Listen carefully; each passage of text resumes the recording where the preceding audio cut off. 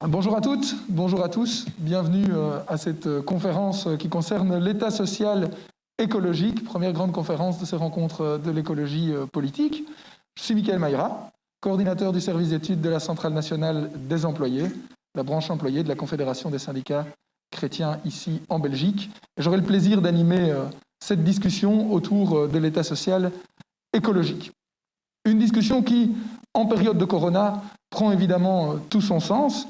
Le coronavirus ayant souligné la nécessité d'avoir un État social fort, ayant souligné que notre État social fonctionne sous certains de ses aspects. On peut notamment penser à des questions liées au chômage temporaire de celles et ceux qui sont momentanément dans l'impossibilité d'effectuer leur travail. On peut notamment penser aussi à une série d'aides sociales qui essayent de jouer, vaille que vaille, leur rôle d'amortisseur de la crise, mais aussi un État social qui, à certains égards, montre certains signes d'essoufflement, montre certains signes de faiblesse. Les interrogations notamment que l'on a concernant les soins de santé sont là pour illustrer cette réalité. Et donc un débat évidemment intéressant par rapport à une organisation, un dispositif qui est nécessaire dans notre société, mais cette nécessité ne doit pas nous interdire de réfléchir aussi à l'adaptation de cet État social. Puisque cet État social, il a été créé, pour schématiser, au sortir de la Deuxième Guerre mondiale, et il est basé sur une réalité économique, sociologique, politique, fortement ancrée dans ce temps-là. Or, la réalité de 1945 et des années qui suivent n'est pas tout à fait la même, évidemment, que celle des années 2000 et 2020. On peut notamment penser au mythe de la compétitivité et de la croissance, sur lequel est fondé, pour une large part, l'État social et son imaginaire qu'il convient aujourd'hui, évidemment, de re-questionner particulièrement à la lumière de questions liées au caractère fini des ressources ou encore à l'absence de croissance et à la non-nécessité de cette même croissance. Cet État social, il est aussi fondé sur une certaine vision de la société, une vision sociologique de la société, un concept particulier de la famille qui, évidemment, n'a plus tout à fait lieu d'être dans nos sociétés qui ont évolué sociologiquement. On y reviendra, et on reviendra notamment sur la remise en question de la conception paternaliste de la société qui avait présidé à l'instauration de l'État social. Et puis enfin, évidemment, cet État social, il a aussi été mis à mal par des décennies de politiques d'affaiblissement, des décennies de politiques de remise en question qui ont laissé des traces et qui nécessitent évidemment d'avoir une réflexion plus approfondie sur l'avenir de cet État social et l'adaptation de cet État social pour qu'il puisse continuer à jouer le rôle qui est évidemment nécessaire. Et la réalité quotidienne que nous vivons, je l'ai dit tout à l'heure, souligne la nécessité du rôle de l'État social. J'aurai le plaisir d'animer donc cette discussion qui réunira trois intervenants.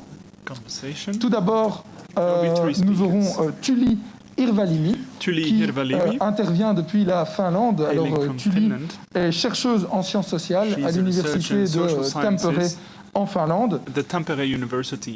Tulli a des expériences d'activisme, mais aussi est économiste écologique. Elle s'intéresse à l'économie écologique, aux politiques sociales durables et à la manière dont les États-providence peuvent progressivement s'affranchir du dogme de la croissance dans un monde où, comme je vous le disais tout à l'heure, il est impossible de raisonner les ressources comme étant infinies et la croissance elle-même comme étant infinie.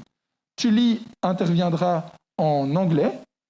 Vous ne bénéficiez pas, je pense, sur le Facebook Live d'une traduction, mais le reste de la discussion se fera en français.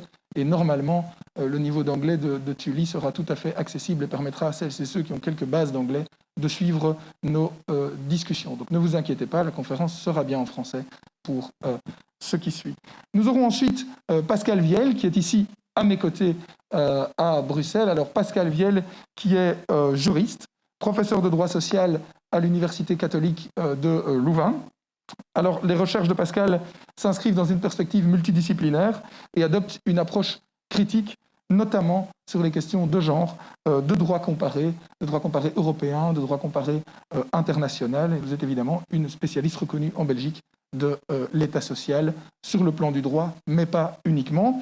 et vous joignez cette spécialité à certaines expériences de terrain, puisque vous avez pris part notamment à des collectifs comme Tout Autre Chose, comme Tam Tam, et vous êtes impliqué dans le dernier collectif qui est né en réaction à la crise du corona et à la nécessité d'adapter nos sociétés, qui s'appelle Faire Front, et qui réunit toute une série d'organisations de la société civile et toute une série de personnes à titre individuel autour de la refondation de notre société sur le plan écologique, sur le plan social et sur le plan démocratique. Enfin, nous serons rejoints par Éloi Laurent, qui, mesures sanitaires imposées à Paris oblige, aura un léger retard, mais ne vous inquiétez pas, il devrait arriver d'ici peu avec nous. Éloi Laurent est un économiste français, chercheur à l'Observatoire français des conjonctures économiques. Il est spécialiste de macroéconomie européenne et du développement soutenable. Il enseigne aussi à Sciences Po Paris, à l'Université de Stanford et au Collège des hautes études européennes.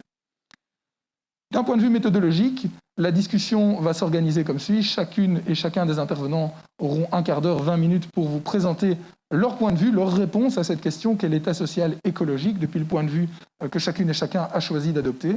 Et ensuite, nous aurons une discussion ouverte avec l'ensemble des participantes et des participants autour de questions que je leur ai proposé de s'échanger et auxquelles ils répondront les unes et les autres. Soyez les bienvenus. Nous sommes partis donc ensemble pour un peu moins de 2 heures de débat autour de cette question: quel état social et écologique? So I suggest, Julie, that you have the floor.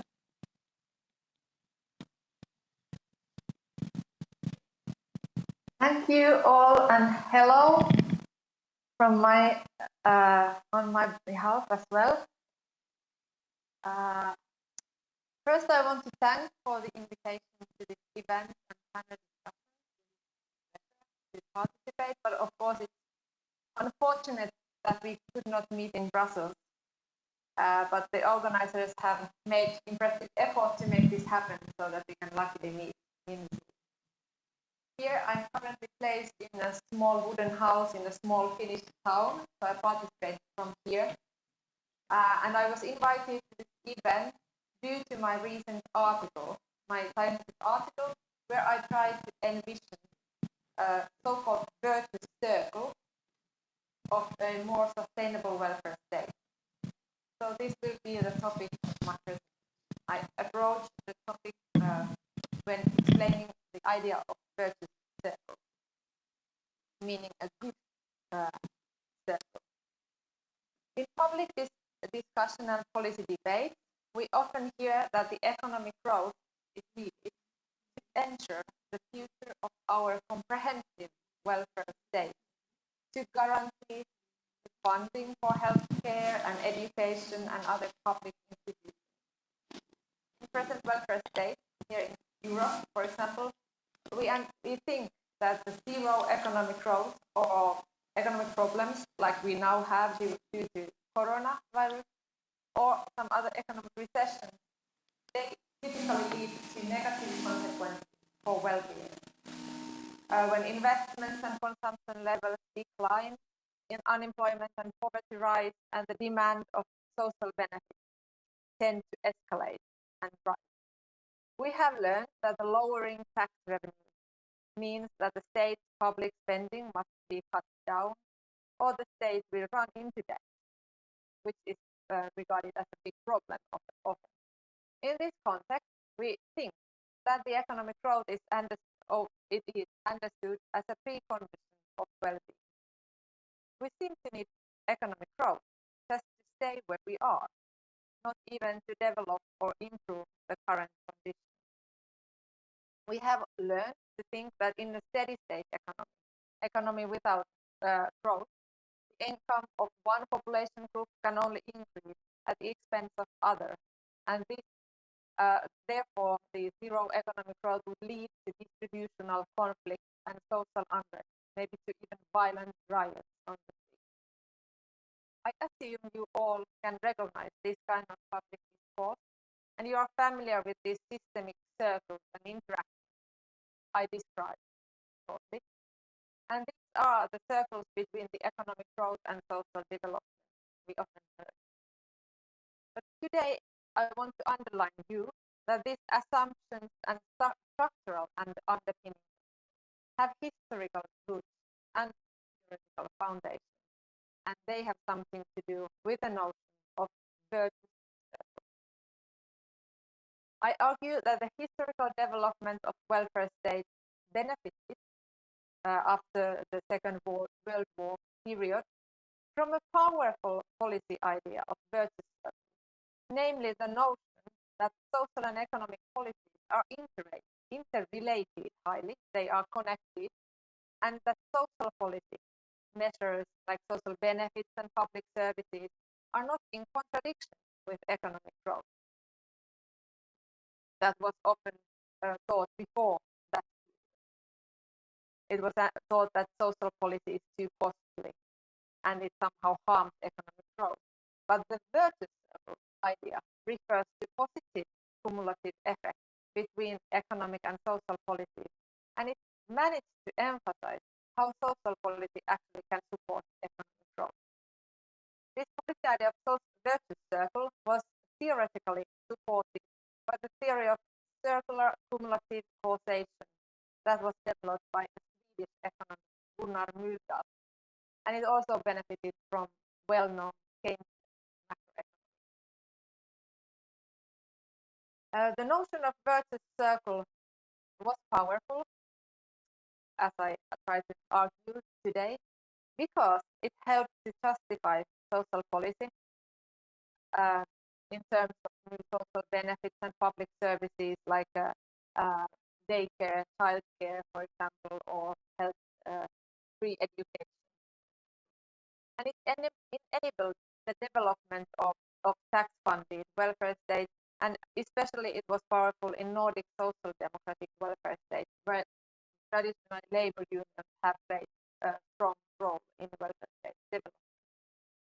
The frame of virtuous circle provided an attractive combination of equality, efficiency, and solidarity among different population groups. And it changed the political discourse in favor of welfare. And political parties could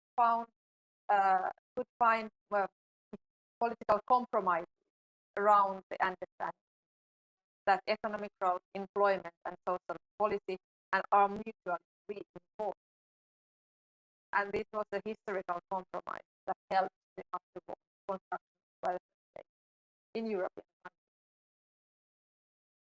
countries. However, today, knowing that we are talking about social ecological state and policy, it is crucial to ask whether the virtuous circle is actually virtuous in the end. The main problem of this kind of traditional policy idea was, of course, that it ignored totally the ecological context. It somehow assumed the virtuous circle and social economic development that the circle that circulates without the energy from fossil fuels or the natural resources provided by the earth. Even though the rapid economic growth in European welfare states was of course highly connected to the availability of fossil energy, as we know. So in the end, the virtuous circle was fueled by fossil capitalism without paying attention to that. So the policy idea of virtuous circle between social and financial goals did not pay attention to the negative environmental consequences of economic growth that are now even more and more studied and proved.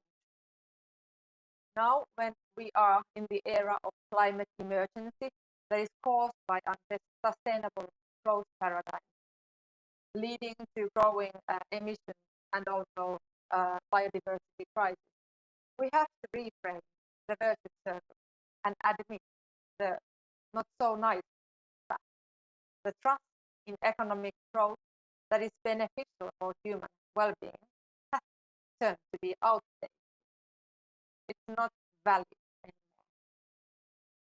In fact, the virtuous circle is not virtuous, but leading us to an ecological collapse, to a hothouse Earth with devastating impact to human health and well-being.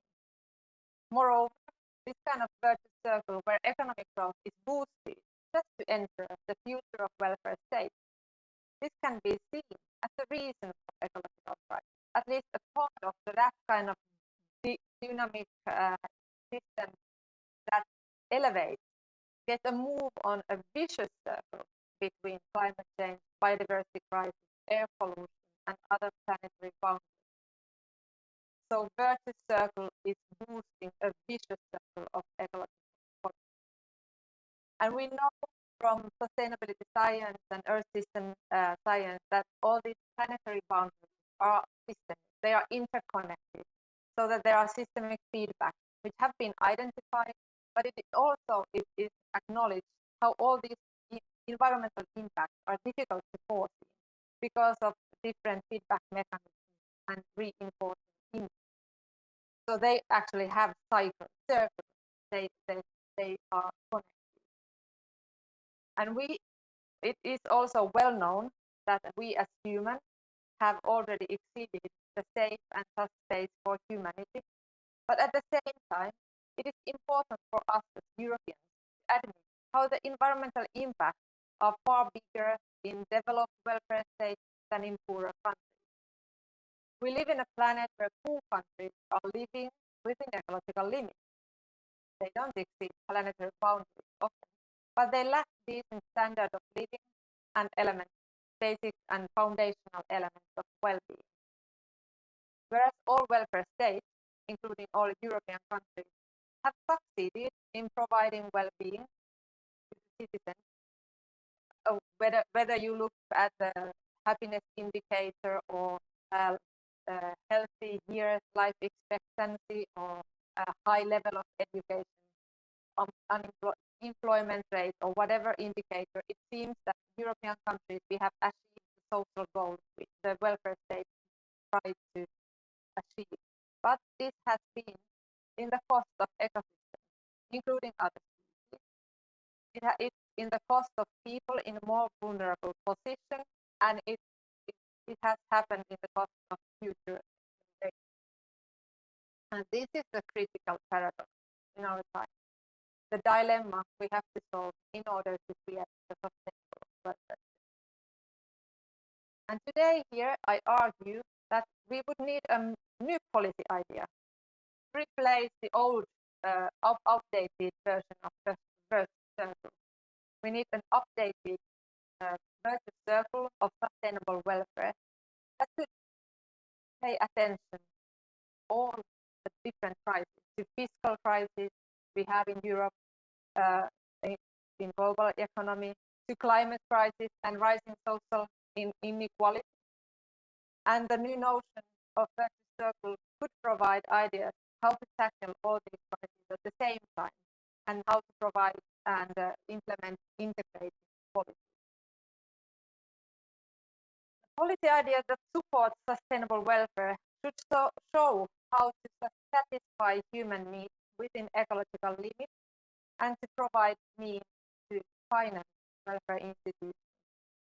The development of virtuous circle is at the moment an ongoing endeavor, so it's not ready yet.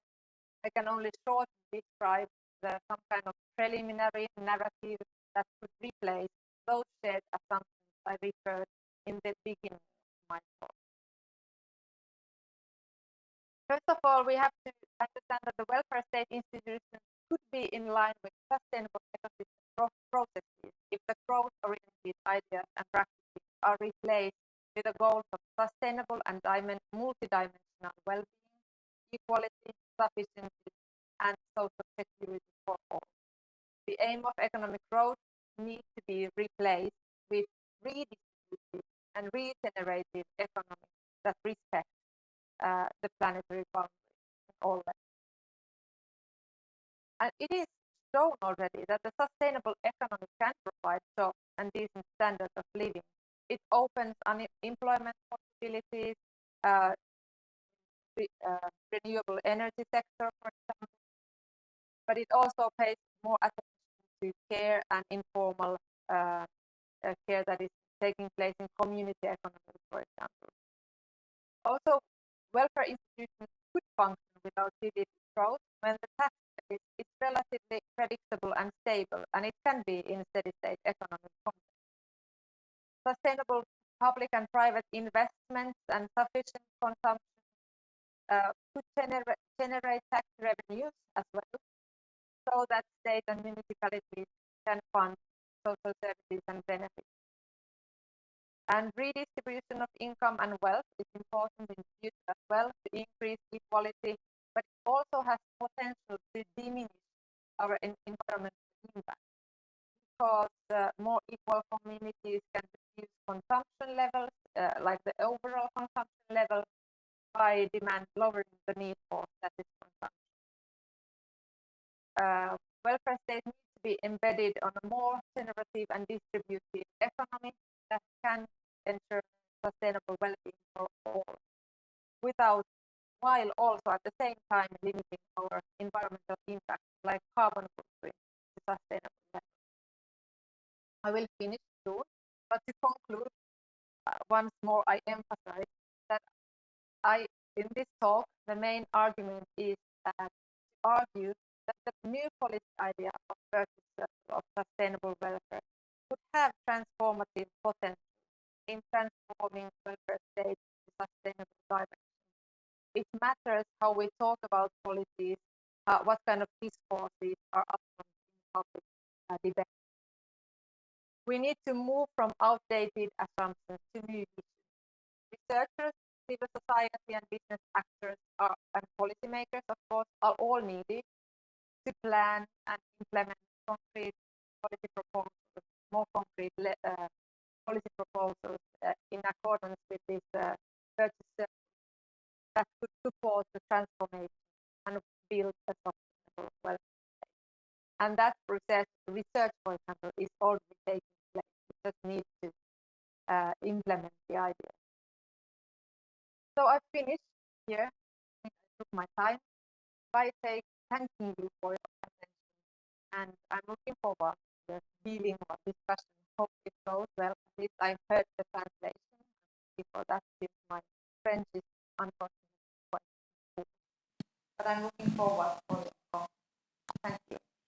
Thank you very much, Tuli. Je vais peut-être prendre 5 minutes pour résumer le propos pour celles et ceux qui nous suivent sans traduction.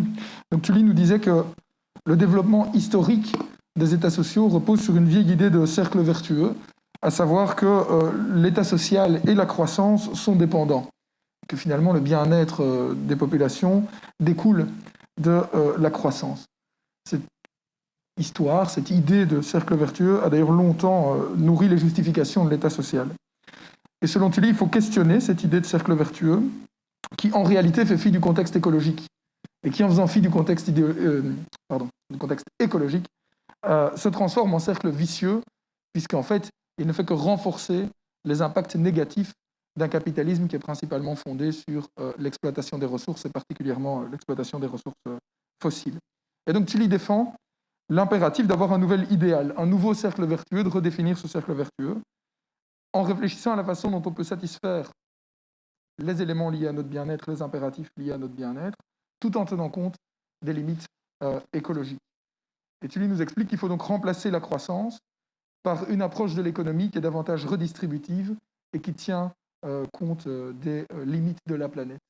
Et elle argumente en démontrant que ce n'est pas incompatible avec l'emploi, car on a des nouvelles niches d'emploi qui seront apportées par cette nouvelle approche de l'économie. Elle pense notamment aux emplois dans le secteur des énergies renouvelables, que ce n'est pas incompatible non plus avec les impératifs de financement des politiques liées au bien-être et des États sociaux, puisqu'évidemment, ces nouveaux emplois vont aussi créer des sources de financement.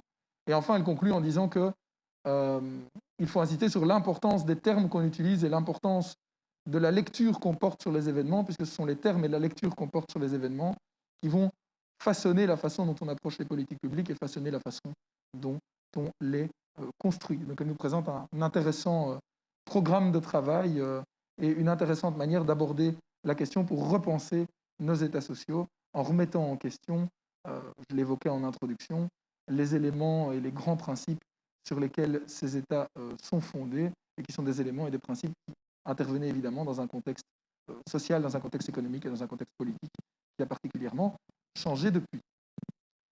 Je propose maintenant de céder la parole à Pascal Viel pour son intervention. Merci beaucoup Tully. Mon intervention présente de nombreux points de proximité avec la tienne. Je regrette qu'on ne soit pas en présence et qu'on n'ait pas la possibilité d'ailleurs de faire plus ample connaissance après ce débat, mais on aura d'autres occasions, je suis sûre. Merci aussi, je voudrais aussi commencer mon intervention en remerciant les organisateurs pour l'agilité, c'est un mot à la mode, incroyable dont ils ont fait preuve en réussissant à maintenir ces rencontres dans des circonstances vraiment compliquées. Et bon, avec des désavantages, c'est pas évident de parler avec un masque, mais des avantages quand même, puisque je suppose qu'un public beaucoup plus large pourra peut-être accéder aux différentes sessions. Alors, en ce qui concerne mon propos, j'allais le concentrer sur la question de l'état social et plus particulièrement de la protection sociale. Et j'avais l'intention au départ de vous expliquer que la révolution intellectuelle dans mon cas était venue de la découverte des travaux, de la pensée, des écrits du courant écoféministe, et dont je vais dire un petit mot en introduction, mais sur lequel finalement je ne vais pas beaucoup plus m'attarder, sauf si on en parle pendant la discussion, parce qu'il fait l'objet d'autres panels qui promettent d'être absolument passionnants. Mais en gros, c'est une pensée qui considère que l'illimitisme, cette fiction, le narratif, l'implicite de l'illimitisme, qui pense que les ressources de la planète sont illimitées et qu'on peut les extraire et les exploiter sans limite, est la base du système productiviste, et que ce système productiviste repose sur une triple domination, une triple exploitation, qui est en fait un impensé de ce système, qui est l'exploitation des femmes, l'exploitation de la nature et l'exploitation du Sud global. Et dans le fond, quand on parle de croissance, quand on parle de productivité, quand on parle de tout ça, on ne tient jamais compte de ce que se représentent ces ressources qui comptent pour zéro. À partir de là, elles considèrent que la crise écologique est évidemment liée à ces biais dans le récit fondateur et donc qui nous conduisent à poursuivre cette course effrénée. Et elles vont essayer de proposer une vision alternative du monde, de la vie en société, de l'économie, de la culture finalement, puisque c'est de ça qu'il s'agit.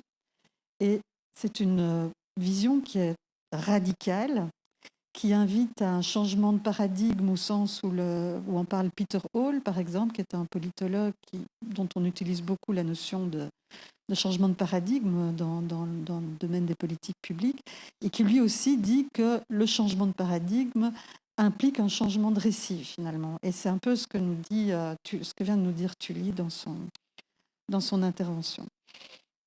Alors en fait, à partir de là, et de manière un peu... je vais maintenant rapidement passer à ce que ça m'a conduite à penser, sans pour autant vous expliquer comment j'y suis arrivée, parce que ce serait un peu long. Mais en gros, si on considère, et je pense qu'on peut tous le considérer, qu'un système de sécurité sociale, c'est une organisation d'une mutualisation de moyens, en vue d'assurer aux participants de ce système des prestations sociales, pour faire face à des éventualités dont tout le monde a convenu, et que ça peut varier dans le temps et dans l'espace. Je pense que ça, on peut tous être plus ou moins d'accord, et que la configuration actuelle de notre système, finalement, ça la relativise, elle n'est pas coulée dans le marbre, elle est susceptible d'évoluer, elle est susceptible de changer.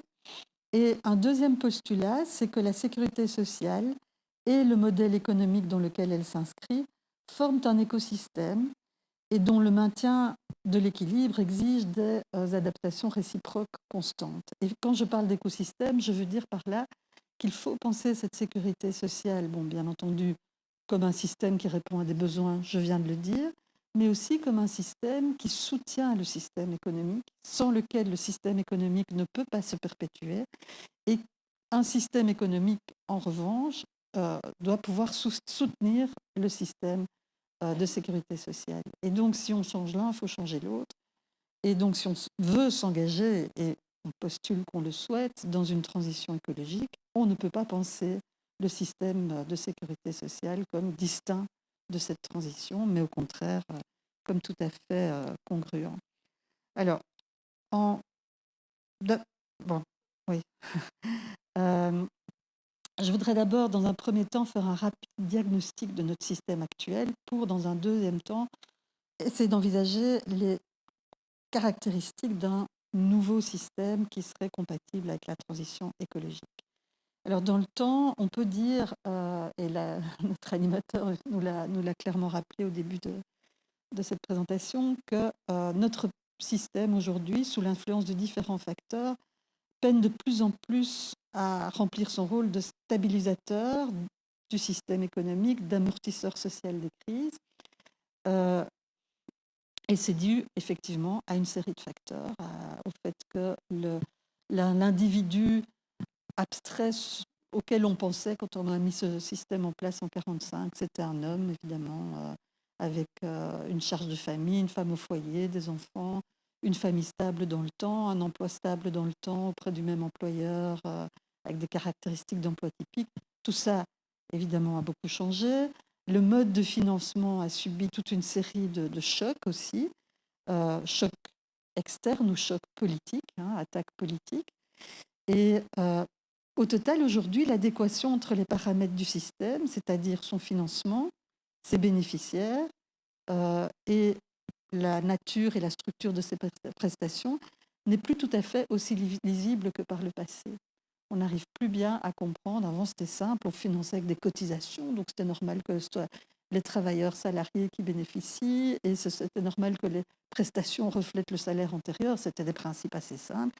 Aujourd'hui, on sent bien que ça craque de toutes parts et que le système est de plus en plus hybride, mais il n'est plus très lisible, et n'étant plus très lisible, il n'est peut-être plus non plus, aux yeux de certains, tout à fait légitime.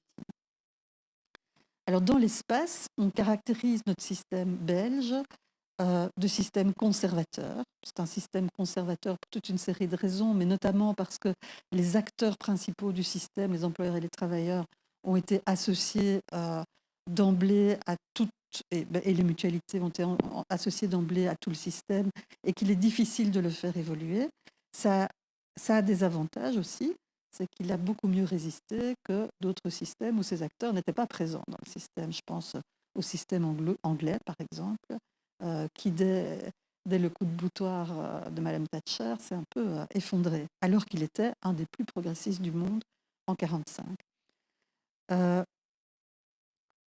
Alors, quelque part, on pourrait se réjouir que le système on doit se réjouir que le système est toujours en place, mais ce qu'on remarque, c'est que les parties prenantes du système, les mutualités, les syndicats, ont aujourd'hui de moins en moins de pouvoir à l'intérieur du système. Ils commencent à perdre le contrôle suite à une série de réformes, que les décisions budgétaires et stratégiques sont de plus en plus centralisées auprès du pouvoir exécutif, et que le Parlement n'arrive pas à exercer un réel contrôle sur ces décisions, parce que historiquement, ce n'est pas vraiment lui qui s'est occupé de ça, et parce qu'on est dans une conjoncture où ce n'est pas tout à fait évident de le faire. Alors, ce qu'il faut donc pouvoir faire désormais, c'est mieux articuler, comme l'a dit Tully, les politiques économiques, sociales et climatiques.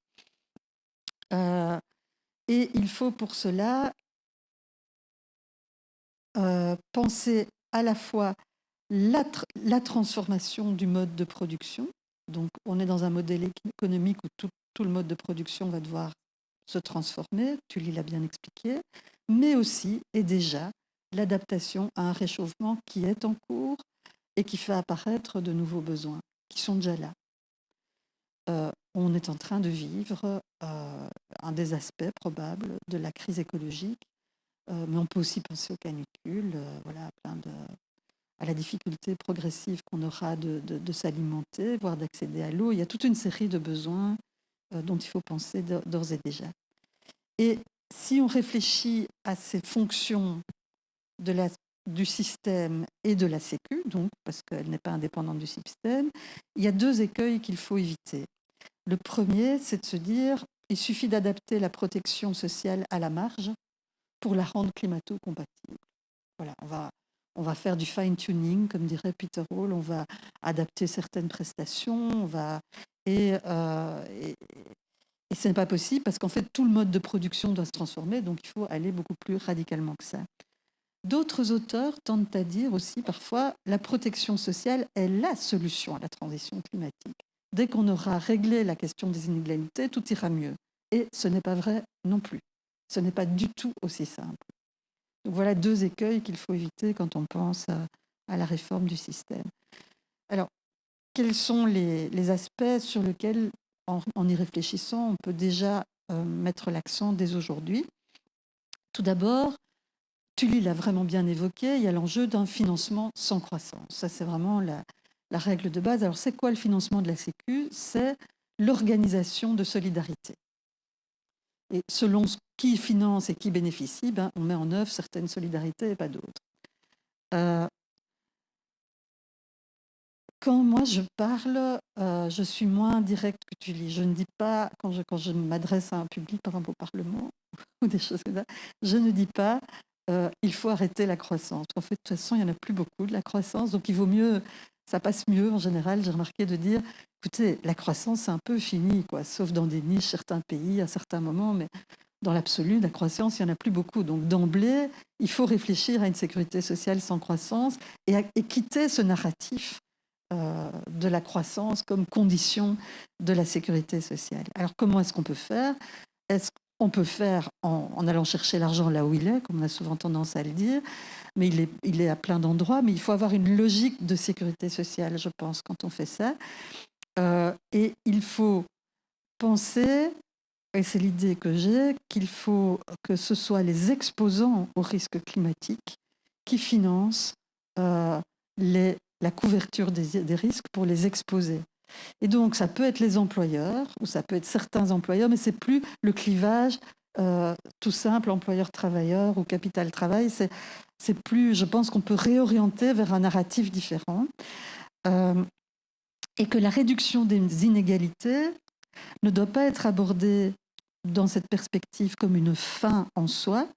Elle peut l'être, par exemple, dans un système fiscal, mais là, ici, il s'agit de couvrir des besoins plus que de réduire les inégalités. En revanche, elle peut être utilisée comme un mode de financement. C'est un peu différent. Voilà, donc, je pense que la Sécu, son premier objet n'est pas de réduire les inégalités. Son premier objet, c'est couvrir des besoins le mieux possible. Quels sont ces besoins précisément? Eh bien, peut-être que plus qu'avant, on va devoir prendre en considération la nécessité pour la Sécu de couvrir des besoins primaires. L'eau, la nourriture, le logement, l'énergie, l'isolation des logements, l'accompagnement de la transition, toutes les entreprises qui vont devoir se reconvertir, tous les enjeux de mobilité. La redistribution du temps est un enjeu très important dans le cadre de la transition climatique. On est en train de le voir dans le cadre de cette épidémie précisément. Nous n'utilisons pas notre temps de la même manière qu'avant pour faire les mêmes choses. Nous prenons plus de temps pour trouver de la nourriture, pour la cuisiner, pour la préparer, pour entretenir notre potager, que sais-je. Enfin bon, et ça va certainement pour s'engager dans des projets de collectifs, de proximité. Donc ça, c'est des enjeux qui vont prendre de plus en plus de temps et pour lequel il va falloir libérer du temps. Et la Sécu est l'instrument par excellence qui réalloue le temps et l'argent. Et donc, on peut imaginer une Sécu qui s'adapte à cet enjeu-là. Et en plus, il faudra évidemment couvrir les éventualités traditionnelles. Alors évidemment, ça donne l'impression que la Sécu doit tout faire. Et peut-être que plutôt que de Sécu, je devrais parler d'État social, parce que les instruments, en fait, pour y parvenir, sont plus larges que juste des prestations qu'on redistribue.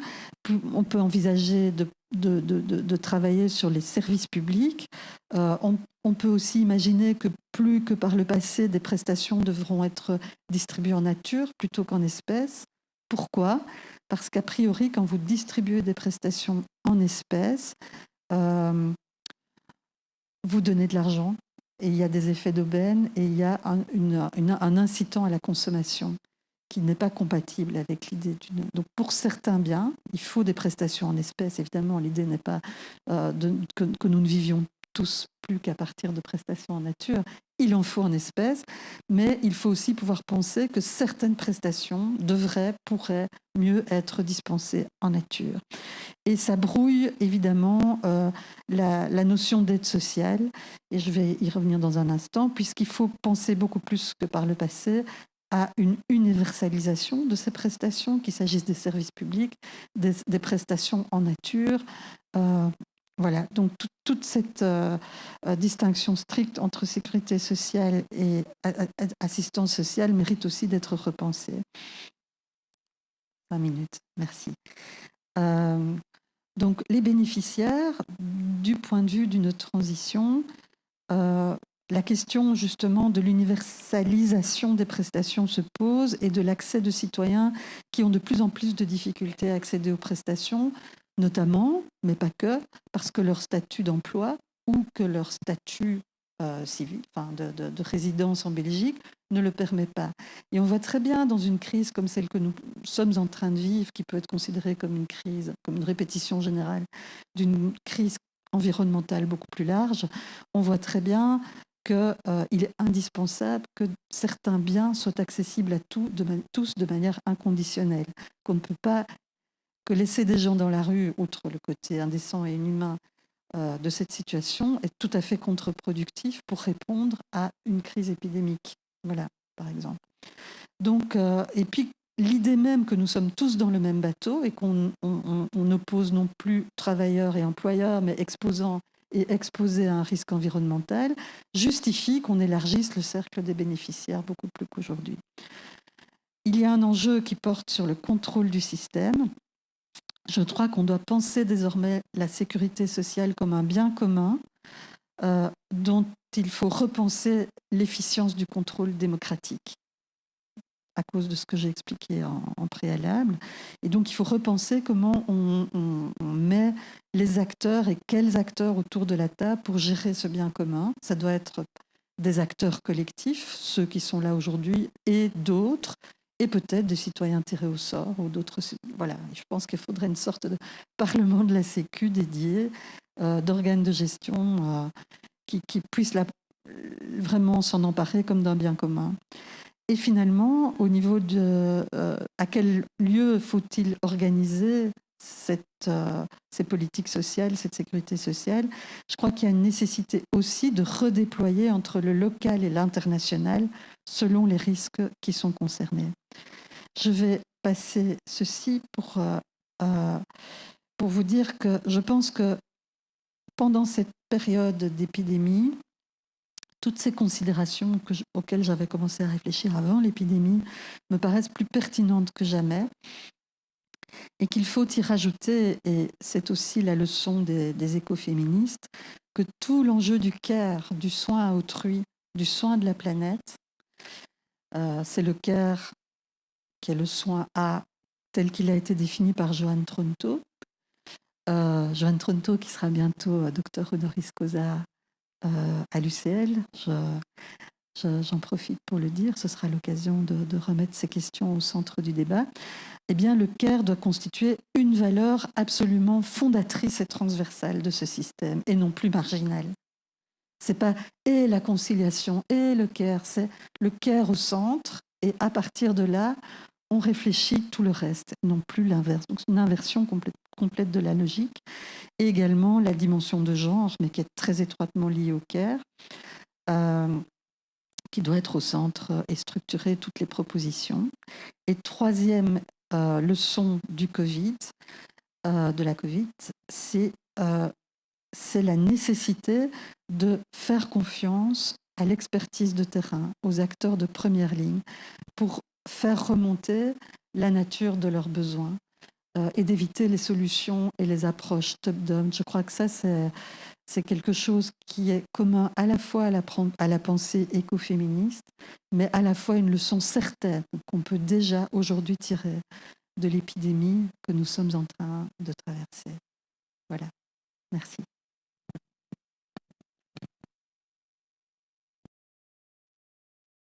Résumer, donc merci Pascal, on a le son.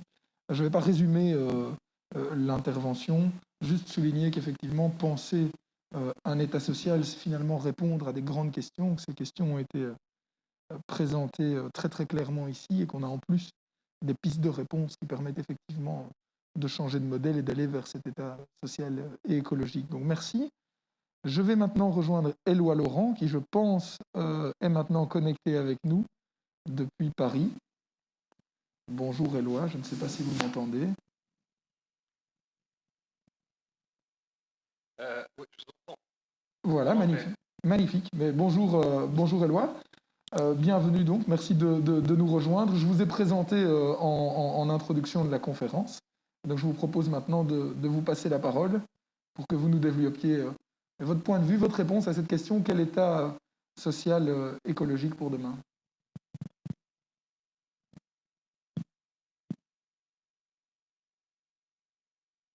Ok, merci. Est-ce que vous m'entendez correctement là? Ouais, impec. Oui. Parfait, très bien.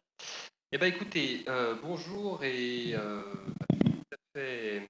Alors, si vous coupez la traduction en anglais, parce que là, si jamais je m'entends en anglais quand je suis en train de parler en français, je pense que je vais perdre la raison. Ouais. Bon, est-ce qu'on peut couper ça dans mes oreilles parce que là, c'est pas possible. Merci. Alors donc voilà, donc bonjour, je suis particulièrement heureux de participer à cette conférence à distance, mais enfin néanmoins le cœur y est. Je salue Julie et Pascal, je suis très, très heureux d'être en si bonne compagnie. Alors je vais essayer d'avoir un propos assez synthétique. En 3 points principalement. Le premier point, c'est l'importance de l'État-providence au XXIe siècle comme institution stratégique du XXIe siècle. Le deuxième point, c'est le concept d'État social écologique. Et le troisième point, c'est quoi précisément l'État social écologique. Alors, je ne sais pas si vous avez remarqué, mais l'année 2020 est un petit peu particulière. Un tout petit peu. Et alors, parmi les choses un tout petit peu particulières qui se passent en 2020, il y a une chose tout à fait incroyable qui se passe, c'est la première fois en Europe depuis 30 ans qu'on dit du bien de l'État-providence. Moi, je n'entends depuis 30 ans que la rhétorique de la crise de l'État-providence, l'État-providence qui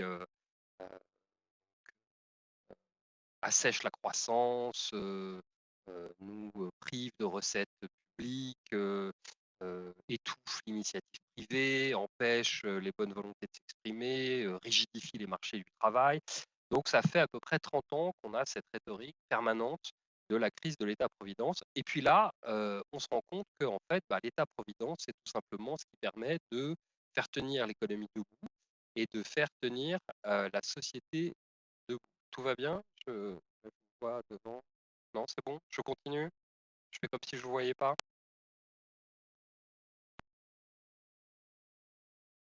Donc voilà, donc là, on a tout d'un coup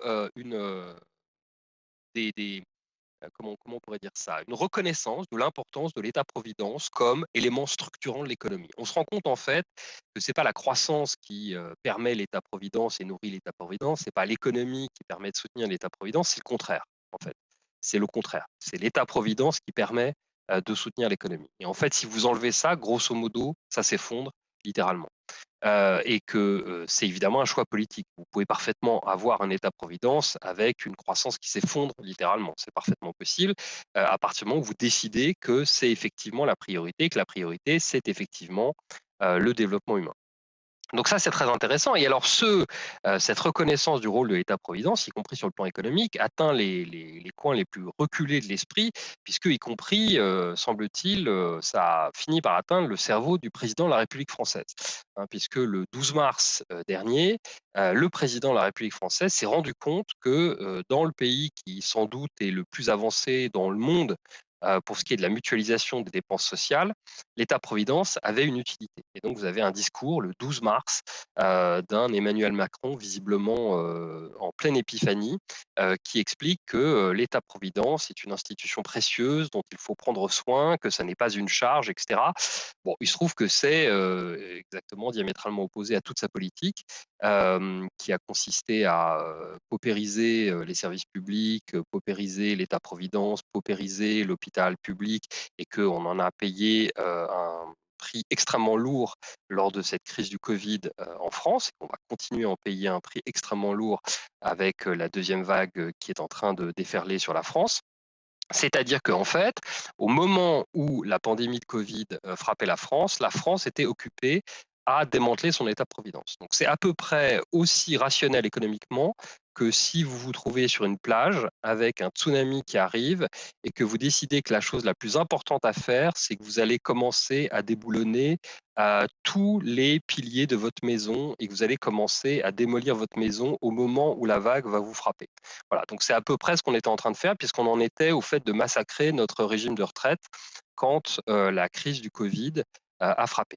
Donc, le point le plus important, là, c'est de comprendre qu'effectivement, l'État-providence est l'institution stratégique du XXIe siècle. Mais d'ailleurs, on l'avait déjà compris au moment de la grande récession de 2009, puisque je rappelle simplement que l'État-providence, dans les pays où il est développé, a permis de diviser par 4 le choc économique de la grande récession de 2009.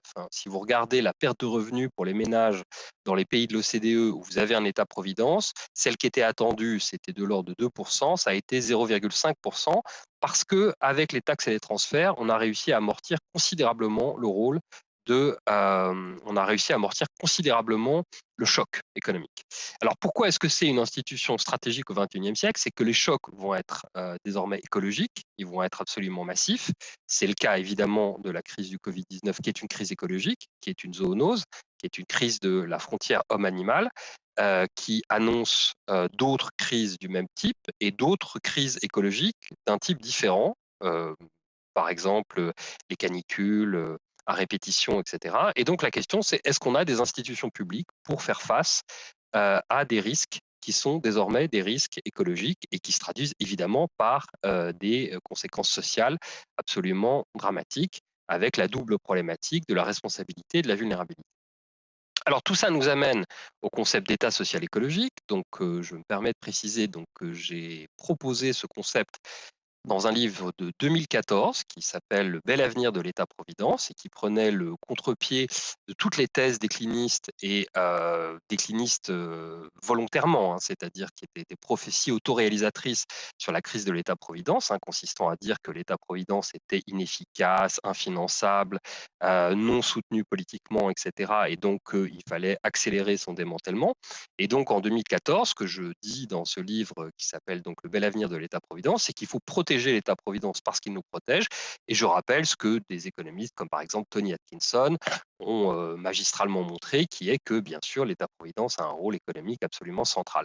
Ça, c'est la première partie du livre. Et la deuxième partie du livre est consacrée au fait de dire qu'il faut maintenant une métamorphose sociale écologique de l'État-providence au XXIe siècle pour faire en sorte de mutualiser les risques social écologiques que sont les canicules, les tempêtes, les inondations, etc., qui sont les nouveaux risques sociaux au XXIe siècle. Donc, ce concept de l'État social écologique a été repris dans le monde francophone, il a été repris au Québec, il a été repris en Belgique. Il y a eu, je crois, un manifeste écologique et social qui utilise ce concept. Bon, qui ne cite pas sa source, mais enfin qui l'utilise. Voilà, on trouve des papiers ici ou là qui citent à peu près jamais la source, mais qui utilisent ce concept d'État social écologique. Et donc, ça se diffuse par des canaux plus ou moins civilisés, mais en tout cas, ça se diffuse, ce qui est l'essentiel. Et notamment, là, je suis particulièrement content de constater que cette conférence ne pose pas la question de savoir s'il en faut un, État social écologique, mais lequel. Donc, ce qui veut dire qu'on a déjà accepté le principe qui est qu'il en faut un et que c'est utile. Alors, ce qu'on peut essayer de faire maintenant, c'est de préciser ce que c'est que l'État social écologique.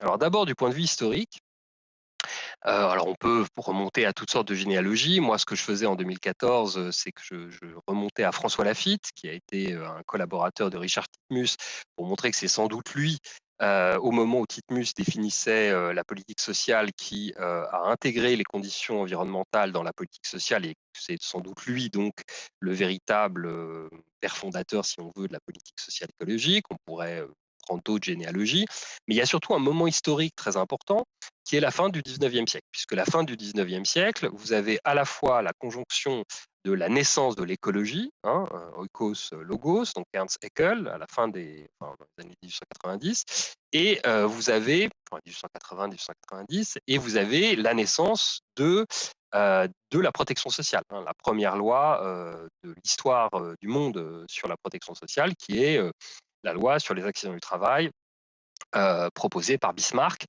dans un contexte politique très particulier en Allemagne et qui donnera peu de temps après, en 1898, la première loi de l'État-providence français, qui est une loi aussi sur les accidents du travail, et qui va donc déclencher un mouvement ensuite d'expansion considérable de l'État-providence au XXe siècle. Je me permets de préciser que je tiens au terme d'État-providence qui parfois donne lieu à un contresens parce qu'on se réfère à Émile Olivier et donc on prend État-providence comme l'expression en fait des libéraux pour critiquer justement la fonction de l'État-providence.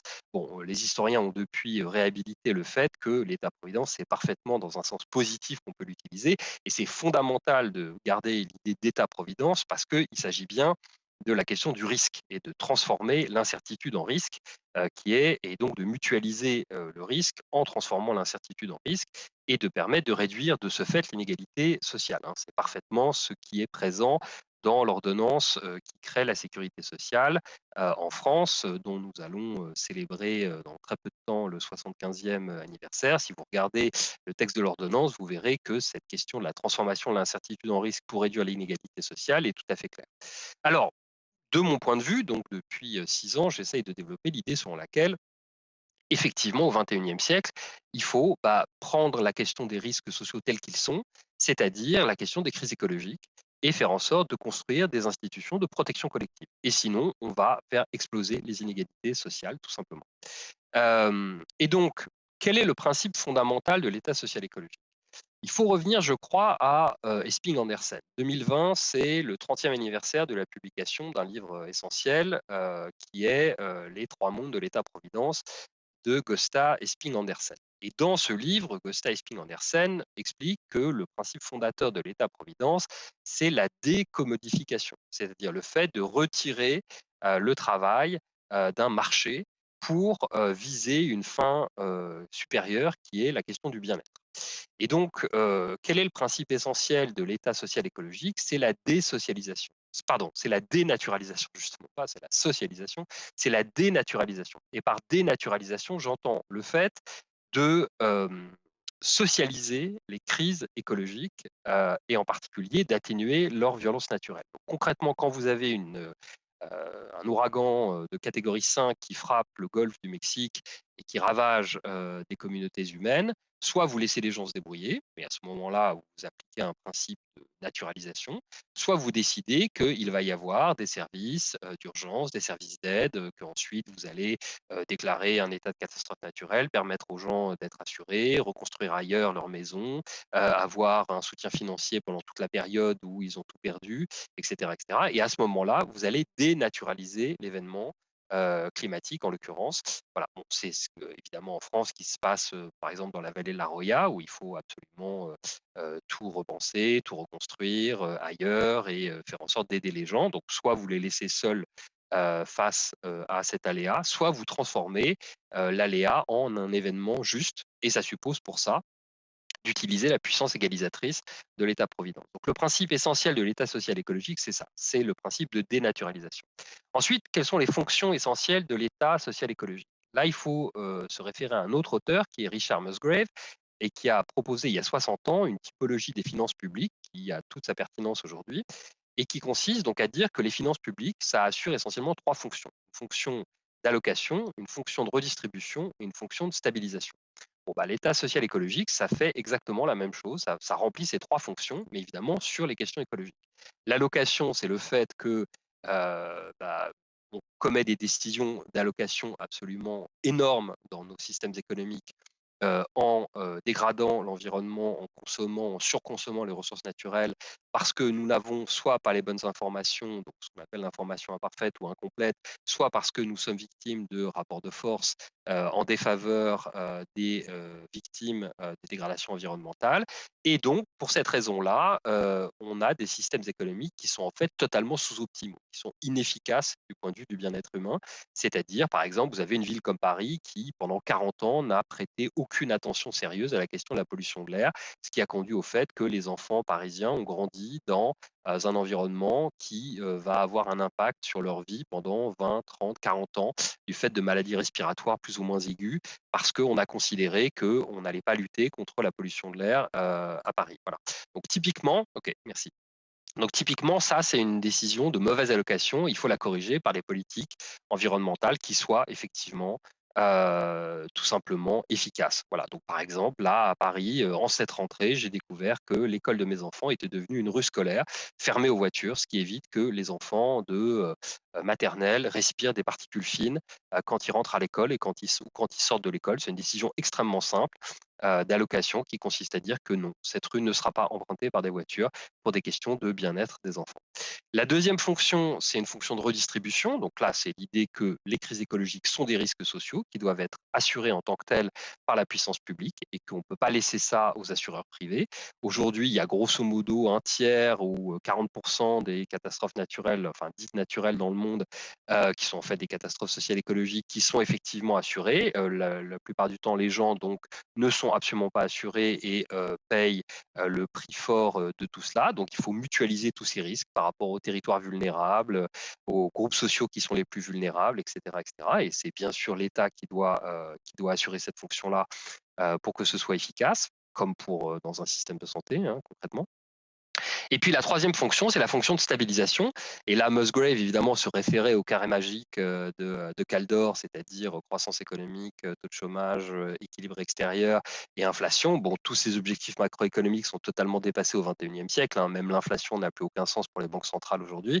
Donc, ce qu'il faut stabiliser, c'est le bien-être humain, et en particulier le bien-être essentiel. Et donc, il faut essayer de définir ce que sont les grands déterminants du bien-être essentiel. Et donc, ce que j'essaye de faire dans un livre qui va paraître dans une dizaine de jours en France, qui s'appelle « Ici, la santé guidait le monde », qui est la suite de Sortir de la croissance, eh bien, c'est de dire qu'au fond, un État social écologique se doit viser la pleine santé. Comme le rapport Beveridge parlait de plein emploi au siècle dernier, enfin le deuxième rapport Beveridge, hein, Full Employment in a Free Society. Et donc, pour moi, le concept essentiel, c'est le concept de pleine santé, c'est-à-dire à la fois la santé dans toutes ses dimensions, santé mentale, santé physique, etc., et dans toutes ses ramifications, et notamment dans sa racine écologique, et que c'est ça qu'on doit viser fondamentalement, et non pas la croissance économique, etc., y compris le taux de chômage, hein, qui est totalement trompeur aujourd'hui. Je veux dire, il y avait un pays qui avait réussi le plein emploi au sens de Beveridge avant la crise, c'est-à-dire 3% de chômage, c'était les États-Unis. Donc ça vous dit tout du caractère trompeur de cet objectif. Vous pouvez avoir le plein emploi et une société qui est totalement malade, comme l'est la société américaine, qui est malade de tous les points de vue. Donc voilà, donc c'est ça l'idée en fait des trois fonctions de l'État social écologique. Et à partir de là, vous pouvez, comme l'a fait Esping Andersen, concevoir des mondes de l'État social écologique et essayer de voir aujourd'hui dans quel pays on applique telle ou telle fonction et arriver comme ça à une définition un petit peu plus précise de ce qu'il faudrait faire pour construire cette institution qui est plus que jamais, je le répète, l'institution stratégique du XXIe siècle. Voilà, merci de votre attention.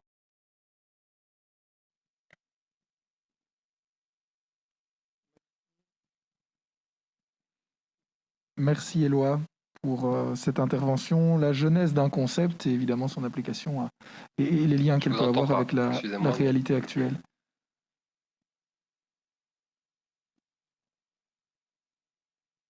Alors, je ne sais pas si on m'entend à distance. On m'entend, on me fait signe qu'on m'entend, c'est parfait. Mais donc, je propose d'ouvrir ici la discussion. Ce que je propose à nos participantes et participants, c'est de réagir aux interventions des autres. Alors, je ne sais pas qui souhaite commencer en posant une question. Donc, on a devant nous une bonne heure pour que vous puissiez vous adresser vos questions, réagir peut-être aux propos des autres. On voit évidemment des liens entre les différentes interventions et entre ce que vous expliquez. Donc, je ne sais pas qui souhaite ouvrir le bal des questions ici parmi les intervenants. Pascal. Je veux bien poser une question à Tully. Je ne sais pas, Tully, do you have a translation?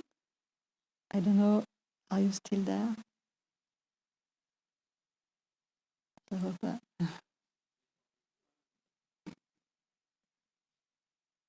On ne peut pas avoir les deux sur le même écran. Is Tully with us? Yes, Tully. Ah, Tully, can you hear us? Julie, maybe your microphone is off. And your camera is Yes, yes. there you Okay. are. Can you hear us? Okay, so do you have a translation? No, you don't. translation. So I might try to translate. So Pascal has a question for you. Okay, I will try. Tuli, your approach is framed in terms of cercle virtueux. Virtuous circle. Virtuous circle, but I was wondering if, it's for decades now, the European Commission sells us virtuous circles. Each time they talk about economic and social, it's always a win-win game, and everybody is happy and so on. And I'm sure that this enormous change that we need in order to tackle the ecological transition won't be a win-win game and will require. Il faut lui parler en français maintenant, manifestement la traduction arrive et donc ce sera plus facile, je crois, pour elle si on lui parle en français. Bon, ça dit quelque chose sur mon anglais. Non, ça dit quelque chose de la technique qui a été résolue. Voilà. Donc je disais que ça fait des années. Okay, good to hear. Do you hear the translation? Ça fait des années en fait et des décennies que la Commission. Now I hear English. Ok, parfait. Donc l'Union européenne nous vend des stratégies win-win, des stratégies où tout le monde est gagnant et où tout se passe bien. Et chaque fois qu'il s'agit de marier économique et social, c'est un peu ce qu'on nous dit. Ça a toujours été jusqu'à présent, et bien que j'ai toujours eu un moment d'optimisme à chaque nouveauté, nouvelle proposition de l'Union européenne, je dois constater aujourd'hui que ça a toujours été au détriment du social. On ajoute maintenant la dimension économique, écologique, qui est une troisième dimension. Et tu nous proposes en fait un cercle vertueux. Et je me dis que les changements à mettre en œuvre sont tellement importants que ça ne va pas aller de soi qu'on les obtienne et qu'un rapport de force va devoir être mis en place et qu'on va devoir les conquérir, ces changements. Parce qu'il y a manifestement des acteurs qui ne sont pas prêts à s'engager dans ce jeu-là. Alors, on est parfois surpris, on a des réassureurs qui alertent le reste du monde économique sur la crise économique qu'entraînera la crise écologique. On a le forum de Davos qui fait de cette crise écologique son point principal. Donc voilà. Mais néanmoins, si on prend en Belgique, c'est évident qu'il y a des acteurs qui ne sont pas du tout prêts à s'engager dans un tel jeu. Est-ce que tu n'as pas peut-être tendance à idéaliser et à nier la nécessité qu'il va falloir de conquérir ces nouveautés peut-être à la pointe du fusil. Voilà.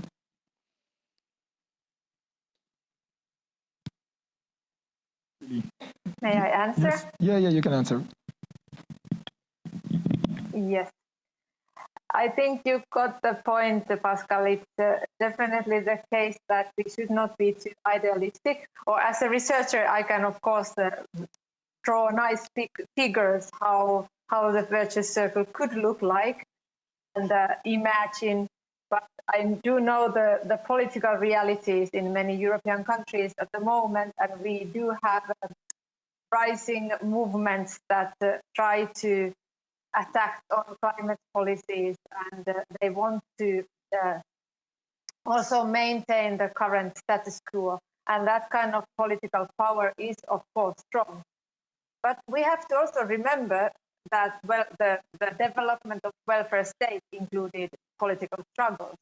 There were strong political movements who marched on the streets and demanding social justice and better social benefits.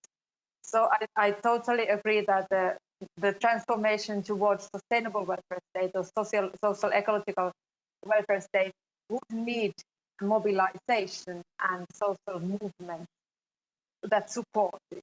And I don't know, I probably am too optimistic and idealistic when thinking that this kind of new virtuous circle could bring different interest groups and stakeholders together to try to imagine what could be beneficial for all of us instead of always being winners and losers in the transformation. Because I do see that there was a historical compromise and that could take place. So I don't see any reason why we couldn't have a new kind of historical compromise between different stakeholders. Because anyway, I think that business is already losing while investing in fossil fuels. They are moving away from fossil energy. They see the better opportunities elsewhere. And I do think that the Labour Party or the workers are losing in this kind of global competition, a global economy. They don't get what they were expecting. They don't get what they were promised, a decent life with a proper health care system. Anyway, we have some goals to achieve and we need mobilization, of course, sure. I think that was my comment to that one.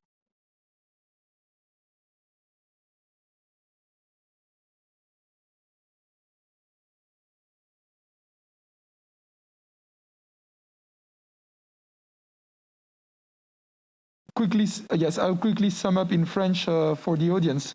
Donc Tully est bien consciente, évidemment, elle est d'accord avec Pascal, qu'il va falloir un rapport de force pour imposer ces changements. Elle est bien consciente de la réalité du paysage politique actuel et d'un certain immobilisme qui domine sur ces questions. Mais évidemment, elle renvoie à l'histoire et elle rappelle que le compromis de sortir de la Deuxième Guerre mondiale n'a pas été obtenu sans mouvement social et que donc un mouvement social va être nécessaire pour obtenir un nouveau compromis, en fait, pour aller vers cet état écologique et social, sachant que de plus en plus, les acteurs qui sont récalcitrants ou qui défendent le statu quo se rendent compte eux-mêmes, en fait, des limites du modèle qu'ils défendent et des pertes qu'il y a à s'inscrire dans un modèle qui est basé sur ce cercle vertueux dépassé, comme le disait Tully, qui implique que la croissance économique est nécessaire au bien-être. Voilà pour résumer brièvement ce que Tully nous a dit en anglais. Éloi, je ne sais pas si vous avez une question pour une de nos deux intervenantes. Ou une réaction là-dessus. Alors, on me demande à la technique s'il est aussi possible, Éloi, de retirer votre casque. Je crois pas qu'il t'entende. Ah, mais je pense qu'Éloi ne m'entend pas. Ou alors que le son met du temps à parcourir les 300 km qui nous séparent de Paris. Il n'entend pas. Éloi ne nous entend pas. Non, I'm hearing. Je vous entends très bien. Hein. Vous m'entendez très bien, ok, parfait. Mais donc Si j'enlève le casque, je n'entendrai plus rien. Mais donc je voudrais savoir si vous voulez éventuellement poser une question, que ce soit à Pascal ou à Tully, ou réagir à un point de leur intervention, c'est à vous de...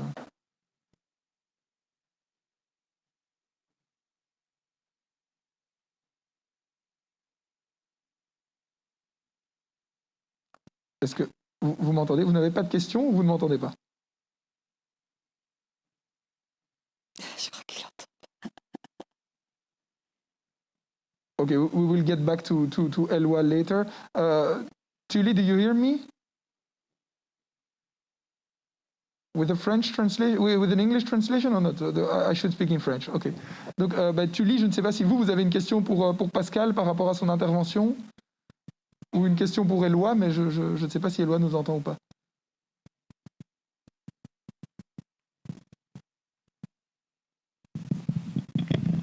Yes, thank you for the opportunity. Unfortunately, I could not hear the translation of Éloi, but I could recognize some common names, so I knew to whom scholars you referred. And I've read some writings previously. But to Pascal, I really enjoyed hearing how much more concrete your presentation was, that you really tried to describe the social protection system. acknowledge that there is a lot of discussion on this more theoretical and conceptual level, but what is needed is really to develop new kind of social security system, which is in line with post-growth economy within the environmental limits. So we need this. And I also liked what you said about, for example, the universalizing services, and that the use of time is changing. I think we often ignore the time use as social policy researchers. We only look at the monetary or financial resources, but it's also very good to acknowledge that the time use is critical, and it can, for example, there is a lot of discussion in degrowth research that the working time reduction could be one part of the transformation towards, or for one part of the degrowth transformation. That maybe if we work less, if we produce less in this competitive economic system, then we would have more time for other activities that are more beneficial to our well-being. But of course, it's one vision only. And you also talk about these universalizing services.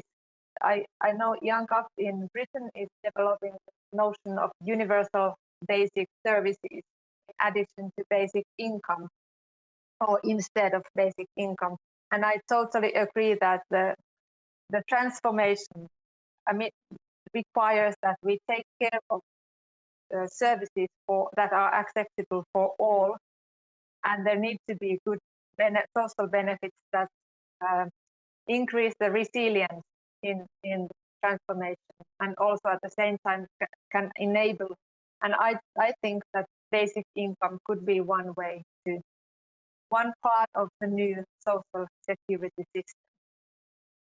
At least it's often argued that basic income could be one way, away from the growth dependence, but also that it would help us to decrease consumption, for example.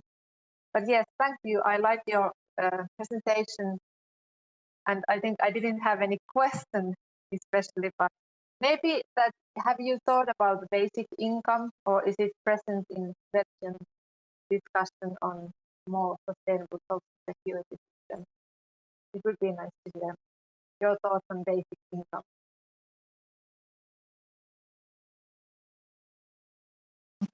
Oui, okay. Alors, je le fais en français, en anglais.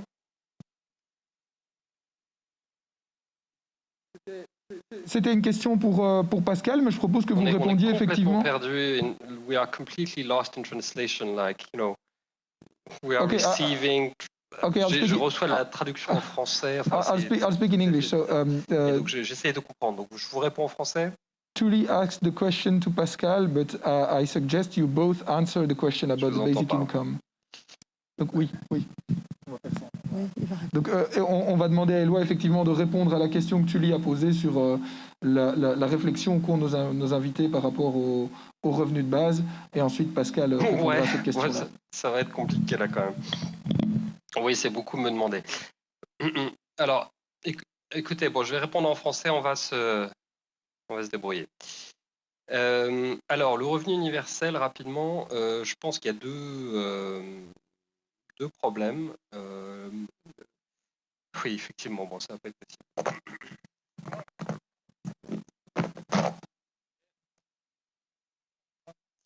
Ok, donc le revenu universel. Donc, il y a d'un côté la version qui consiste à remplacer les systèmes de protection sociale, d'accord, parce que le problème du revenu universel, c'est une fois que vous avez dit on fait du revenu universel, il faut le financer. Et donc, l'idée, c'est quand même beaucoup de substituer au système de protection sociale existant des allocations forfaitaires qui sont donc fondées sur la résidence. Donc, ça veut dire que, en fait, là, dans la version substitutive, on supprime les systèmes de protection sociale. Bon, ça me paraît extrêmement dangereux de faire ça. Je pense que c'est absolument essentiel d'avoir ces systèmes de protection sociale et d'avoir ça comme contrat social, à la fois à l'intérieur des générations et entre les générations.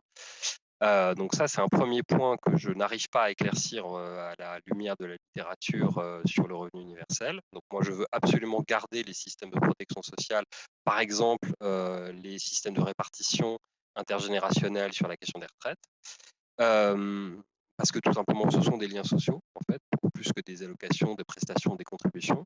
Et la deuxième question, c'est comment on articule ça avec la question de la transition écologique. Et là, vous avez différentes propositions, propositions de Sophie Swanton sur la question du revenu universel de transition écologique, c'est-à-dire comment faire en sorte de, parce que justement, du coup, qui n'est pas universel, hein, mais de revenu de transition écologique, on va dire, donc qui consiste à construire des allocations pour favoriser la reconversion dans des métiers de la transition écologique. Et puis, vous avez d'autres propositions, comme par exemple celle de James Boyce, qui consiste à créer des dividendes du carbone et à redistribuer, en fait, donc, à créer des taxations du carbone et à redistribuer sous forme de dividendes universels, qui est une forme de revenu universel, là, le produit de la taxation du carbone. Donc, ces deux propositions-là me paraissent très intéressantes, et notamment parce qu'elles ne sont pas concurrentes avec les systèmes de protection sociale. Voilà, je m'en tiens là parce que c'est... Voilà, bref. J'espère avoir répondu, Julie. Merci, merci Éloi. Une petite demande technique, alors je ne sais pas si avec la traduction, etc., ça va passer, mais si c'est possible, quand vous parlez dans le micro, de le tenir un tout petit peu plus loin de vous. Voilà, on me le demande à la technique. Peut-être Pascal, alors une réaction sur cette question du revenu universel, revenu de base. Alors c'est pas du tout évident pour moi. La première raison, c'est celle qu'a exprimée très très bien Éloi Laurent, c'est-à-dire que l'idée que ça se substitue à la sécurité sociale est pour moi une aberration pour des tas de raisons. Mais ensuite, s'il s'agit d'un revenu qui soutient la transition, je questionne la pertinence de donner à chacun, avec des effets d'aubaine énormes, une somme d'argent qui, pour la plupart des gens, ne pourra qu'augmenter leur consommation, ce qui en soi me paraît peu compatible avec une perspective de transition. C'est un peu la méfiance que j'ai de manière générale vis-à-vis des allocations en espèces, quand il ne s'agit pas d'allocation de maintien du revenu, comme en effet les retraites ou le chômage ou d'autres allocations. En revanche, il est vrai qu'aujourd'hui, les personnes qui sont allocataires de prestations sous conditions de ressources, comme le revenu d'insertion, ou je ne sais pas comment il s'appelle maintenant en France, ces personnes-là ont de plus en plus... Il y a un phénomène qu'on appelle de non-take-up, c'est-à-dire le fait que les gens ne bénéficient, qui auraient droit à ces allocations, n'en bénéficient finalement pas pour toute une série de raisons, des obstacles administratifs, le fait qu'elles ne connaissent pas leurs droits. Enfin, il y a 1000 raisons pour lesquelles elles n'arrivent pas à bénéficier de ces prestations. Et donc, aujourd'hui, en Belgique, en tout cas, on réfléchit énormément à la levée de toute une série de conditionnalités pour assurer que les personnes qui ont besoin de ces revenus minimums y accèdent correctement. Et là, il est vrai que l'idée, et j'en discutais récemment avec un intervenant du panel qui sera consacré au revenu minimum, l'idée de donner une prestation universelle qui serait en revanche financée par un impôt progressif sur le revenu ou une forme de progressivité qui ferait qu'en fait, ce serait une opération nulle pour une série de personnes parce qu'elles la financeraient entièrement leur propre allocation à travers leur imposition. Ça me paraît pas complètement inintéressant. Mais donc voilà, je pense que quand on parle de cela, le diable est dans les détails et qu'il faut à la fois penser comment sera financée cette prestation-là en particulier et comment elle va s'insérer de manière générale dans un dispositif très complexe et varié d'allocation en espèces, en nature, de services publics et tout. Donc je n'ai pas une réponse unilatérale sur la question, voilà, et définitive. Merci Pascal.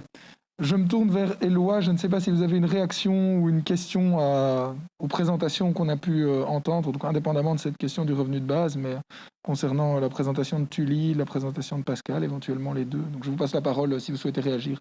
Oui, alors moi je voudrais bien demander à Pascal de préciser un peu en fait les rapports entre écoféminisme et état social écologique, parce qu'elle a commencé par ça et terminé par ça, mais finalement au milieu, elle n'a pas énormément détaillé. Je ne veux pas te mettre sur le grill, Pascal, mais bon.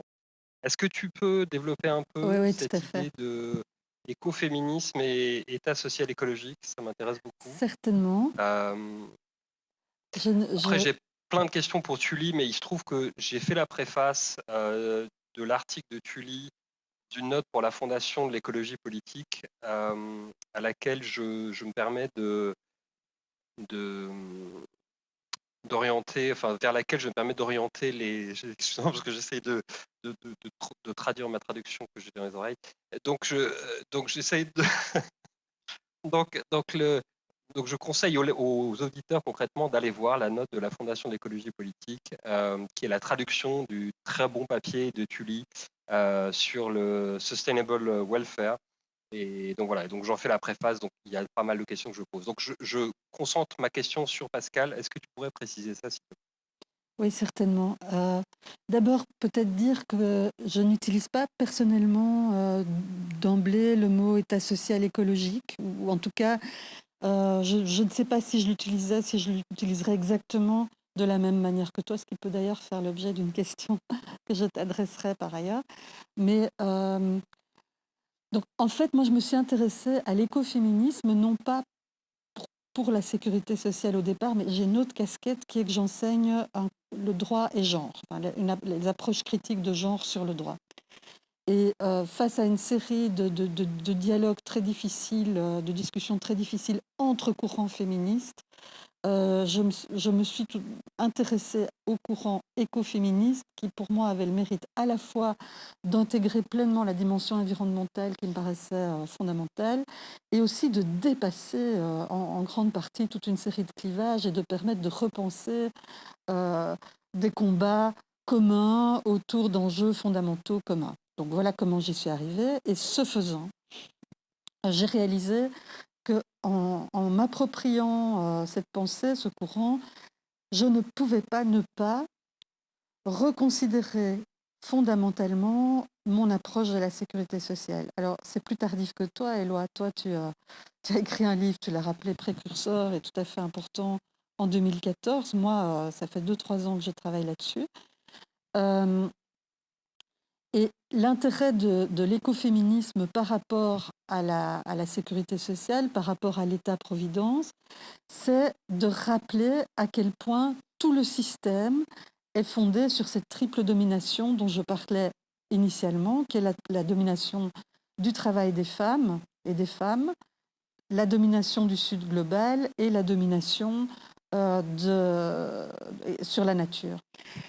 Alors, quand on réfléchit de cette manière-là, tout à coup, on se dit ça ne va pas suffire de juste adapter cette sécurité sociale à la marge pour que ça, et de couvrir quelques nouveaux risques. Ce n'est pas ça qui est en jeu. Ce qui est en jeu, c'est de comprendre que la transformation dans laquelle on doit s'engager est une transformation culturelle qui revalorise et qui remet à leur juste place et le travail des femmes et le care et le corps des femmes et la nature et le Sud. Et dès lors, qu'est-ce que ça me dit sur ce que devrait être un système de sécurité sociale qui est congruent avec cette approche? Donc je suis repartie de cette manière-là, ce qui m'a obligée à repenser, tout comme je le disais, le périmètre. Dans une approche écoféministe, tu ne peux pas limiter les bénéficiaires à des travailleurs versus qui travaillent dans le système productif tel qu'il est aujourd'hui. Ce n'est pas possible. Il faut penser ça autrement. Tu dois penser qu'il y a des personnes qui nous soumettent au risque et qu'il y en a d'autres qui le subissent et que donc ceux qui le subissent, c'est tout le monde. Ce n'est pas des distinctions de travailleurs versus chômeurs versus... Voilà. Donc il faut penser autrement tous les paramètres du système pour tenir compte du fait de ces trois formes de domination, mais aussi du fait que le système économique dans son ensemble doit pouvoir être complètement bouleversé, révolutionné, pour mettre en place un autre ordre. Alors Nancy Fraser parle d'ordre social institutionnalisé, et je pense que c'est un très bon terme pour évoquer tous les piliers du système, tous les paramètres auxquels il faut penser pour y arriver. Donc voilà un peu comment la pensée écoféministe m'a conduite à cela et alors c'est la fin de l'exposé, et aussi à mettre le care, à remettre le care, le soin autrui, le soin à la planète au cœur du système. C'est pour ça que je suis super intéressée par le fait que ton prochain ouvrage porte sur cette idée de santé, comment tu l'as appelé, santé globale, c'est ça, santé... Avec un petit décalage. La pleine santé. La pleine santé. Voilà, ça, je trouve vraiment une évolution vraiment passionnante. Mais, du coup, je profite que j'ai le micro pour adresser une question à Éloi, s'il m'entend toujours, mais j'ai l'impression qu'il m'entend avec un décalage. Hop, c'est mieux comme ça. On peut adresser Oui. la question. Ok. Oui. Donc, Éloi, Oui, je vous entends. Ok, très bien. En t'entendant sur la question du risque naturel, en fait. Tout à coup, je me suis demandé, mais j'ai eu l'impression que ça abordait la question du risque comme un risque, comme sous le registre de la catastrophe, sur le registre de la catastrophe. C'est-à-dire un événement brutal, soudain, auquel il faut répondre par de l'humanitaire et par de l'urgence. C'est ce qu'on vit, c'est ce qu'on vit pour le moment. Mais pour moi, la transition environnementale, elle n'est pas faite que de cela, elle est aussi faite de conditions de vie qui vont progressivement se dégrader de manière assez insidieuse finalement. L'accès à la nourriture, l'accès à l'énergie, et qui vont nécessiter une autre manière de penser, un autre vocabulaire pour penser le rôle de l'État qu'un vocabulaire en termes de mutualiser une assurance privée qui devient une assurance sociale et qui est plus de l'ordre de couvrir des besoins premiers en permanence. Voilà, je me demandais si ça t'évoquait quelque chose ou pas.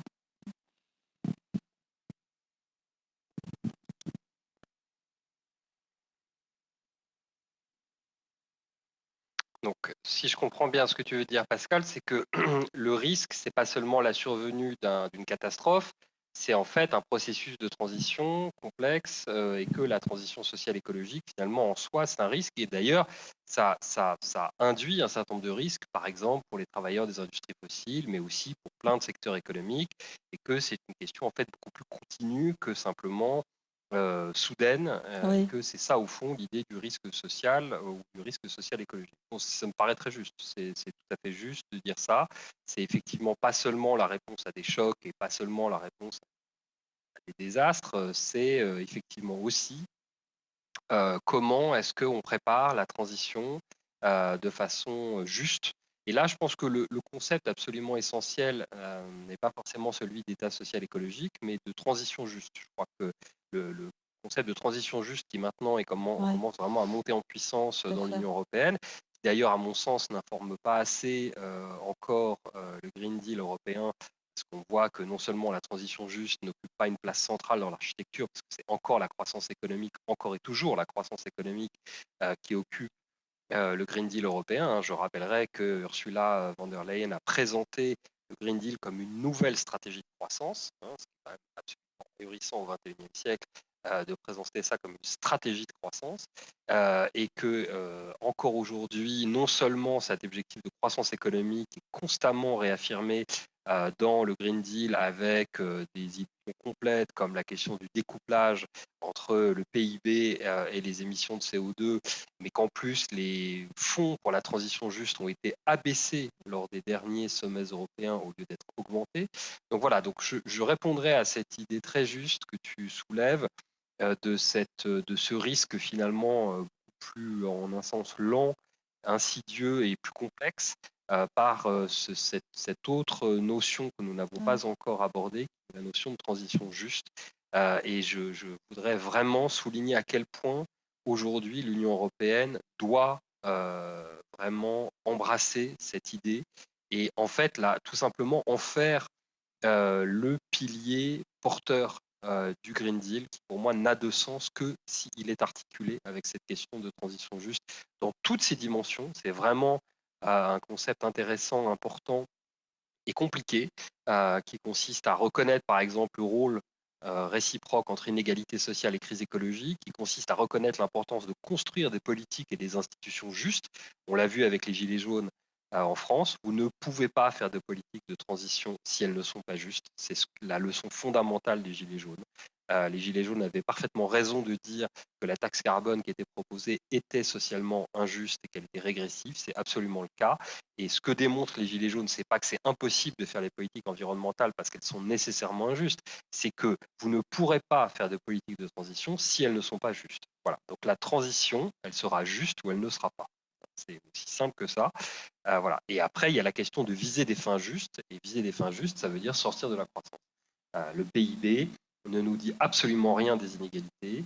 Le PIB ne nous dit absolument rien des inégalités intergénérationnelles, c'est-à-dire des crises écologiques. Et donc, autrement dit, les deux crises majeures que nous avons sur les bras, que sont la crise des inégalités sociales et les crises écologiques, eh ben, on est en train de gouverner nos économies avec un instrument qui nous aveugle totalement sur la réalité de ces deux crises, qui ne peut par construction rien nous dire de ces deux crises. Voilà. Et je pense tout simplement qu'un indicateur aussi simple que l'espérance de vie est infiniment meilleur comme indicateur de développement humain au XXIe siècle que la croissance du PIB. Et d'où cette idée de la pleine santé comme un objectif central désormais. Voilà. J'espère avoir répondu à ta très bonne question. Merci Éloi. Je ne sais pas si vous souhaitez vous adresser d'autres questions ou d'autres réactions. Il nous reste 5-10 minutes de discussion. À défaut, j'ai une question personnellement, donc je peux vous adresser une question. Now I lost the translation again. I'm asking if someone has a question for the other panelists. Now? Et maintenant? Ça fonctionne mieux maintenant, Tuli? Ok. Oui. Donc je demandais si vous aviez des questions ou des réactions à vous adresser. À défaut, moi je peux en avoir une, mais priorité à vos questions et vos interventions. I could comment what Pascal and Éloi has discussed. I think there are very important issues that have been raised up. First, I would like to continue this important discussion on ecofeminism that Pascal, I think you very clearly described why this kind of ecofeminist viewpoint is important for the transformation, and exactly that we have to question these different levels of domination as well.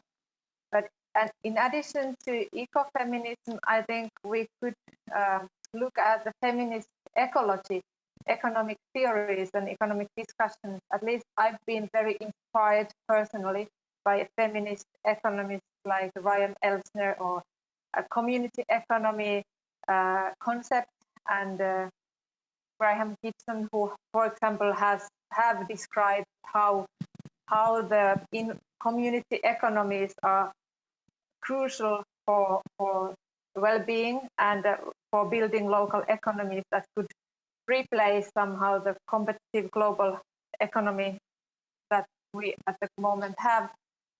So just to mention that feminist thinking and feminist economic thinking is, I think, one important part of the new sustainable welfare state, or that can inform the transformation. And then Éloi, if I understood somehow at the end, I lost the translation, but the first part I could catch. So you talked about the fair transition and European Green New Deal. And I totally agree with you that the Green New Deal in Europe is still a little bit like too much as a growth instrument. It's framed as a growth instrument at the moment, but it can be just because of the hegemonic position of the growth economy. But then I would still see that there are very important elements in this ongoing the topical debate on Green New Deal, both in US and in Europe, because it would somehow pave the way from austerity policies that are now hindering or have recently hindered actually the transformation.